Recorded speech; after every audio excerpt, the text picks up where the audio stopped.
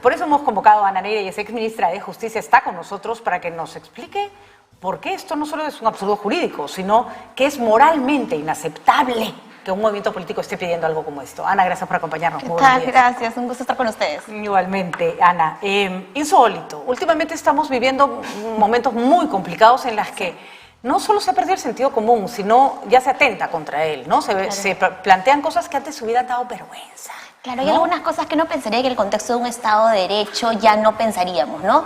La vida debería ser un absoluto, perseguir a quienes atenten contra la vida debería ser otro absoluto.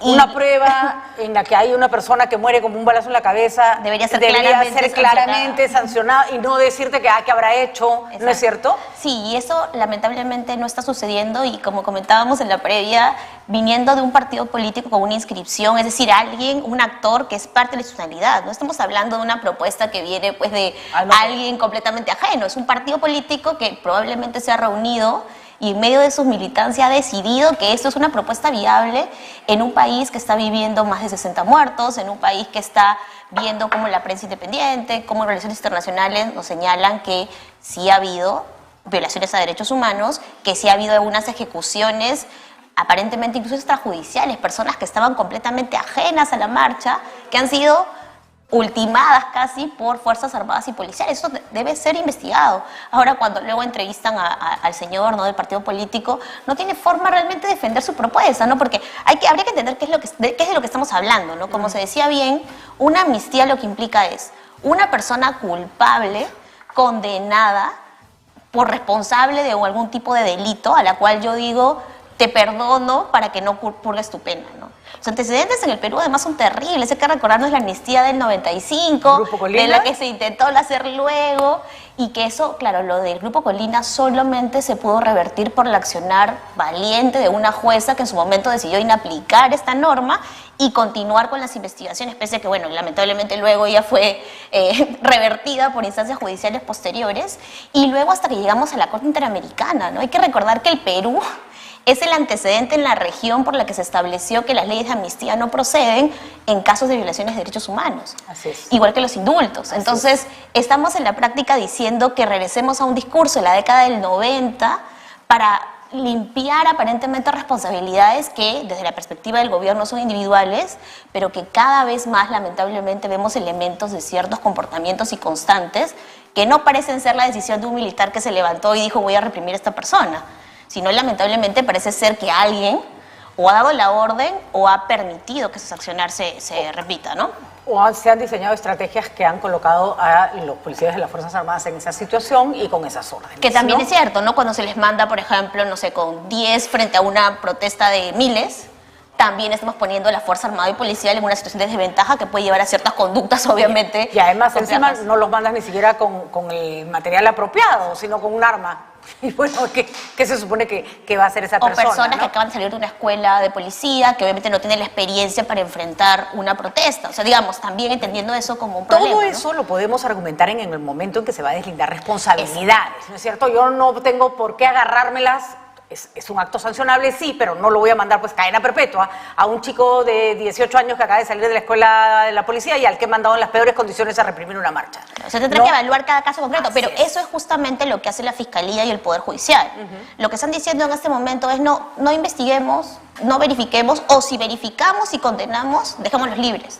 Ese es el discurso que viene detrás de una ley de amnistía, con todo lo que ha vivido este país sobre el terrorismo, con todo lo que ha vivido este país sobre la represión al terrorismo y lo que ha implicado el accionar. Entonces, realmente parece, ya por un lado, insensible y por otro lado, por supuesto, antijurídico, que una cosa así se pretenda, ¿no? Pero, más allá del sentido común, de la impresión, desgraciadamente es un discurso que tiene acogida en determinados sectores. Ya hemos visto redes sociales, voceros que más o menos te dicen métele bala, bombardéalo, ¿no? Y ahí, Ana, quería preguntarte, hay una suerte como a mí siempre me pareció, disculpa que lo ponga en estos términos, pero no puedo evitar hacer una alusión a la reflexión personal, siempre me pareció que nunca hubo un convencimiento claro de que los muertos por la guerra contra Sendero, que no eran senderistas, a los que se les mató, y no estamos hablando de Barrios Altos y La Cantuta, estamos hablando de miles, sí, de ellos también, pero de miles de peruanos con los que se arrasó, se les disparó sin preguntarle ni quiénes eran, todos parecían terroristas a ojos de unas Fuerzas Armadas que habían también recibido una estrategia y unas instrucciones y unas condiciones de lucha que los enfrentaban a esa situación. Hicimos una comisión de la verdad, hicimos un museo de la memoria, pero también se hicieron otras cosas. Escuchamos a voces decir, sí, bueno, fue una guerra, qué difícil. Pura hipocresía, porque en el fondo estamos pidiendo que se aplique de nuevo lo mismo, ¿no? Sí, y además cuando comenzamos a ver las constantes, los elementos comunes, es complicado, ¿no? Por ejemplo, ¿quiénes son? Ayer salía el informe de Amnistía Internacional, ¿no? ¿Quiénes son las personas que más han sido afectadas? Personas que están en zonas campesinas, quechohablantes, muchas veces siempre mujeres, y es lo mismo que veíamos en los hallazgos de la Comisión de la Verdad. Entonces luego les pedimos a estas personas que crean en la democracia y los derechos humanos y que no bloqueen la carretera. Y que no bloqueen la carretera cuando ni siquiera les respetamos sus derechos mínimos como a la vida, a la integridad y a la justicia cuando se han producido este tipo de hechos, ¿no? Yo creo que el informe de la Comisión de la Verdad fue un buen inicio, pero creo que como país, y eso es algo que luego de 20 años podemos decir, nos faltó ir más allá con el informe. Yo creo que hay gente que sigue creyendo que el informe es un informe sesgado, que sigue no considerando que este informe lamentablemente es un informe que agrupa a todos, cuando lo debería ser, porque esto fue producto de una investigación, de un trabajo. Y creo que eso hace que algunas personas, solo escuchando Comisión de la Verdad, se cierren a ver los hechos y no puedan realmente reconocer lo que pasó en esa época. Nos falta esa última etapa, ¿no?, de la reconciliación. Yo creo que como país todavía hay un discurso diferenciado sobre el tema de la época de la guerra armada, que mucha gente se molesta por no decir terrorismo, pero es que hay que reconocer también que hubo fuerza desproporcionada de parte de las fuerzas policiales y militares. Por eso se habla de conflicto armado interno, que a muchos todavía les molesta, ¿no? Porque no es solamente el terrorismo accionando. Sí, efectivamente, hubo terrorismo, Sendero Luminoso, el MRTA, o sea, digamos, habría que... inocultable, digamos, exactamente, ¿no? Pero también hubo una represión por el Grupo Colina y por otros grupos que no discriminaron entre personas culpables o inocentes o afectaciones al debido proceso, etcétera, ¿no? Lo que ocurrió en Ayacucho es, por eso digo, o sea, claro, te molesta porque crees que los de La Cantuta eran terrucos, igual no se merecían morir así. Pero metan los presos, júzguenlos, 20 años, cadena perpetua si quieren. Pero ¿no? Vamos a no agarremos ese ejemplo que es el más complicado. Pueblos, putis, por amor a Dios, ¿no? Putis, o sea, venir un militar, disculpen, eso ocurrió, si no lo quieren entender, pues ahí están los testimonios. Hizo que las pobres personas cavaran la propia tumba en las que los iban a meter niños, ancianos a los que se les valió. Claro, yo creo que eso todavía ocurrió. Pero hay gente que todavía niega que y nos condolemos con una película sobre el Holocausto judío que está bien, nos da pena, y somos incapaces de mirar que en ciertas zonas del Perú ocurrió un barrido. Mira, ¿no? yo considero que soy una persona más o menos informada y que estoy al tanto de estas cuestiones, y el año pasado fui a un evento en que por primera vez escuché una matanza en un pueblo en la sierra con detalle, y me pareció terrible que luego de 20 años, yo que soy abogada y veo derechos humanos, no haya conocido de esa matanza. Entonces creo que también nos falta un poco de una labor hasta pedagógica, educativa, y de reconocer los hechos. O sea, finalmente creo que lamentablemente vemos todo como muy blanco y negro, nos damos cuenta que hay matices. Efectivamente hubo terrorismo, sí.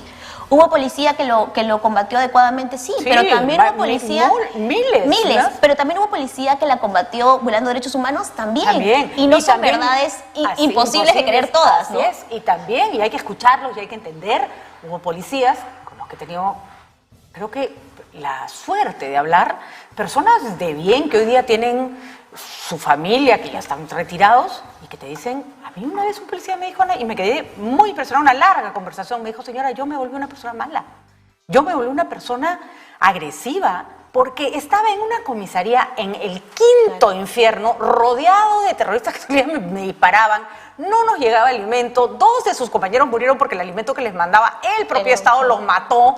Y me dice, y sí, no teníamos que comer, y después íbamos y le arranchábamos la gallina a la señora, me volví malo. Y yo decía, bueno, yo también me hubiera vuelto mala, pues, ¿no? Entonces también tenemos que mirar con ojos de en qué lugar se tuvo que parar cada uno. Claro. Pero lo que no podemos permitir es impunidad.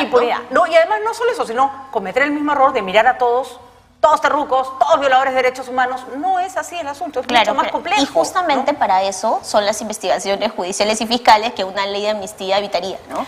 Ahora, en términos de lo que se puede avanzar por la vía correcta, Ministerio Público, el accionar del Ministerio Público y del Poder Judicial con estas resoluciones de prisiones preventivas deja mucho que desear, porque de acá lo hemos reclamado y seguiremos reclamando, que se sancione a cualquiera que atenta contra la propiedad pública, privada, la vida, la seguridad de otros, pero con proporcionalidad. A mí me preocupaba mucho ayer, seguro a ustedes también, esta admisión de la fiscal de la Nación de que están haciendo esta priorización cuando hay grupos vandálicos en la protesta, cuando hay efectivamente afectación a la propiedad, pero no en la misma línea cuando hay muertes, ¿no? A mí me preocupa esa, digamos, en todo caso, lo que debería pasar, como bien se decía, es investigar todos los hechos y establecer las responsabilidades individuales que existan.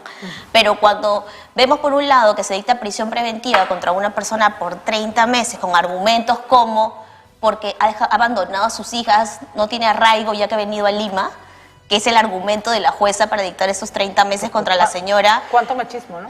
Además, hay un elemento sexista de esta mujer porque deja a sus hijas para protestar. Finalmente también somos personas que tenemos un componente político y tenemos todos los de nuestra casa. No he visto a ningún hombre al que le hayan dicho además, ¿por qué abandone su hijo, no? No, ninguno, ese no es problema. Si eres hombre te puedes largar, no hay problema. Pero si eres mujer, no, por ti no puedes protestar, ¿no? Y por eso no hay arraigo y por eso 30 meses. O sea, se siente absolutamente desproporcionado. ¿Y cuántos militares siquiera se les ha suspendido, o policías, ¿no? O quitado algún tipo de prerrogativa en cuanto a la protesta? No se ve esa medida igualmente en el otro lado. Entonces yo creo que lo que hace esto es finalmente también hacer sentir a quienes protestan, mira, me están persiguiendo a mí, además luego de cómo hizo San Marcos, con mayor razón, y en cambio a la gente que me ha matado, ellos sí siguen libres y felices, ¿no? ¿Qué tal mensaje, no? Ana, las consecuencias que va a tener que afrontar la señora Boluarte, porque yo creo que una de las razones por las que él no piensa renunciar es porque el día que ponga un pie fuera le va a caer, sí, claro, le va a caer, ¿no? Y no va a demorar, además, eso, en que ocurra eso.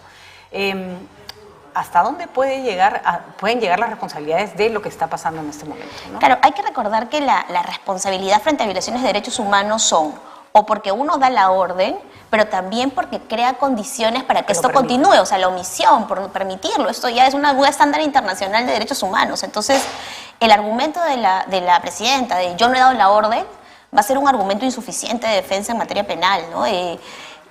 Se lo repetí, entiendo, ayer también a Amnistía Internacional, pero no es suficiente. Es más, ella misma en el 2020, cuando pasaron las protestas de noviembre, decía cómo la policía, cómo los ministros permiten. Entonces, no parece condecirse ese razonamiento con lo que está pasando en este momento, ¿no? Ella, como presidenta, es jefa suprema de las Fuerzas Armadas y la Policía Nacional y tiene la potestad de darles una orden directa para hacer algo, pero también de darles una orden directa para que no hagan algo. Y en este caso no parece estarlo haciendo porque además su discurso sigue yendo en la línea de que se trata de grupos violentistas. Pero ya muchos de la información en periodística, de la información de organismos internacionales, nos están dando cuenta de personas ajenas a la protesta, que no son violentistas, que están siendo casi ultimadas por policía y fuerza armada. Entonces, si ese argumento violentista ya no surge efecto, con menor razón ella tiene una defensa, y yo creo que tanto ella como sus ministros eventualmente pueden tener que asumir una responsabilidad no solo política, que sí, sino eventualmente penal, ¿no? Además, Ana, corrígeme, aunque fueran grupos violentistas, por supuesto. O sea, no es un tema de buenas costumbres, es un tema legal. Claro. La ley está para que la policía y las Fuerzas Armadas actúen de determinada manera, no de otra. Y varios seguros hemos visto, por ejemplo, la protesta en Brasil o en Francia, y sí, efectivamente, gente marchando violentamente y la policía la está jalando y llevando, pero nadie está disparando. Así es. Y entonces en esas protestas, ni en Brasil, que tomaron 3 edificios gubernamentales, ni en Estados Unidos en enero de hace años, ni recientemente por tomar un aeropuerto en Francia, hubo muertos. Pero en este país sí, y lo peor, creo que eso tal vez es lo más duro, no hay muertos de manera general, sino hay muertos en ciertas zonas y ciertos lugares, lo que también reflejaría una cierta política con sesgos incluso racistas de parte de la policía y la Fuerza Armada. Pero que siempre les tocan los mismos, ¿no? Eso es lo que yo digo, todas estas personas que desde Lima piden bala y gritan, le digo, estás mandando al hijo del policía que peleó la guerra del terrorismo a enfrentarse con el hijo de la persona que murió por el terrorismo que no tenía nada que ver. O sea, otra vez son los mismos, es la vida de los mismos peruanos, la que sigue sin valer lo que tiene que valer, ¿no? Sin valer lo mismo, además. Así es. Porque así es. vale diferente si eres Sí, de una por determinada zona o si supuesto, tienes determinada raza. Por supuesto que sí. Tristísimo, desesperante lo que está ocurriendo, y yo también creo, Ana, que le va a caer fuerte a Dina, porque además, yo siempre digo, le va a pesar, porque después de Ayacucho ocurrió Puno. Y eso es gravísimo, porque Ayacucho pudo haberlo explicado por múltiples razones. Los militares no estaban preparados, se nos salió de las manos, no supimos cómo reaccionar. Pero todo lo que venía después. Fue peor, fue más grande, y fue la policía, ¿no? Sí. Entonces, si dos grupos que dependen de distintas personas actúan igual, ¿no será que alguien de más arriba está en la misma orden? O sea, es como lógica elemental, ¿no? Y además cuando luego no se ha generado ningún tipo de remociones, cambios, cuestionamientos, cambio de estrategia. Nada, las mismas personas, ni un ministro, ni un jefe removido, nada. Es más, el ministro de Defensa entonces terminó siendo luego premier. Así entonces, es. Casi es un ascenso, casi es una... Y bueno, y sale repetidamente la señora a reconocer a las Fuerzas Armadas y policiales sin ningún espíritu de autocrítica. Entonces, digamos, siento en esto un paralelo, seguro también tú, con lo que pasaba con Antero Flores Arauz previo a las marchas del 14 de noviembre, ¿no? Pero lo de Antero un chupete, ¿no? O sea, un exacto, niño, porque fue ¿no? como una visita chiquita, en cambio acá es 50 veces diciendo... Así es, y entiendo que encima lo de Antero tendría que ver más con su desconcierto, porque todo ocurrió muy rápido. Muy pocos días. Estamos hablando aquí de actos sostenidos en los cuales ella sigue diciendo que la Fuerza Armada está actuando correctamente pese a todos los elementos probatorios que se muestran de que no. Yo no entiendo. Si esa señora no lo hace por el Perú, por lo menos lo debería hacer por ella misma, porque pareciera que no entiende que Fujimori se fue a la cárcel por autoría inmediata, por mucho menos indicios de los que ha dejado regados Dina Boluarte con esto. Y cuando en el Código Penal todavía no estaban de manera tan clara los temas de delitos de lesa humanidad, que hoy sí están, y con penas mucho más altas, y con además criterios internacionales mucho más claros hoy de lo que había hace 20 años, ¿no? Bueno, ahí está. No vamos a decir lo dijimos, porque es hasta la pena. Sí, es triste, ¿no? Pero va a pasar, va a ocurrir. Y lamentable, Ana, que la primera presidenta del Perú se vaya con ese legado. Ahora ¿no? trataremos de que la primera presidenta elegida sea un poco mejor, ojalá. Muy bien, muchísimas gracias, Ana, por haber estado con nosotros. Ana Neira, ministra de Justicia.